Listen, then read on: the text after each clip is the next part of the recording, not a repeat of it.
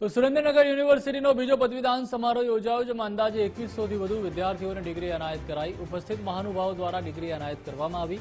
48 વિદ્યાર્થીઓ gold, silver અને bronze medal સાથે સન્માનિત કરાયા. મોટી સંખ્યામાં વિદ્યાર્થીઓ અને વાલીઓ સમારોહમાં ઉપસ્થિત રહ્યા. પૂર્વ શિક્ષણ મંત્રી ભૂપેન્દ્રસિંહ ચુડાસમા પણ હાજર રહ્યા હતા. યુનિવર્સિટીના પ્રમુખ ઇન્દ્રજીતસિંહ ઝાલા, ઉપપ્રમુખ શિવાંગીબા ઝાલા પણ ઉપસ્થિત રહ્યા હતા.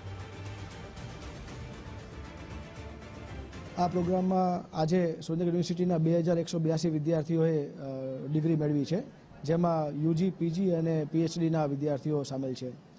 આજના દિવ્ય પ્રસંગે અમે આંતરરાષ્ટ્રીય ખ્યાતિ પ્રાપ્ત એવા શ્રી રવિશંકરજીને અમે આજે માનદ પીએચડીની ડિગ્રી એનાયત કરી છે, જેનો એમને સ્વીકાર કરીને અમારી યુનિવર્સિટીની પ્રતિષ્ઠા વધારી છે.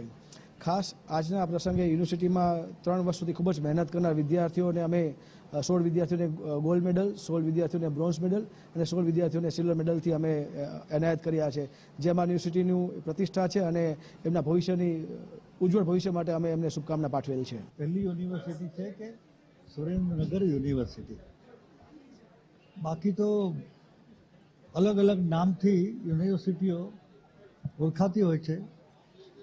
ભાઈ શ્રી ઇન્દ્રસિંહ ઝાલા અને શિવાંગીબા ઝાલા એમણે 21 વર્ષ પહેલાં પ્રાથમિક શાળાથી માંડીને આજે કોલેજ અને યુનિવર્સિટી સફળ યાત્રા, આજે બીજું કોન્વોકેશન,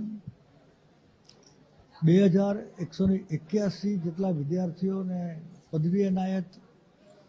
એ બધા જ વિદ્યાર્થીઓને હું અહીંયા ચીફ ગેસ્ટ તરીકે ખૂબ ખૂબ અભિનંદન આપું છું. જેમને મેડલ મળ્યા છે એમને સૌથી વધારે અભિનંદન આપું છું.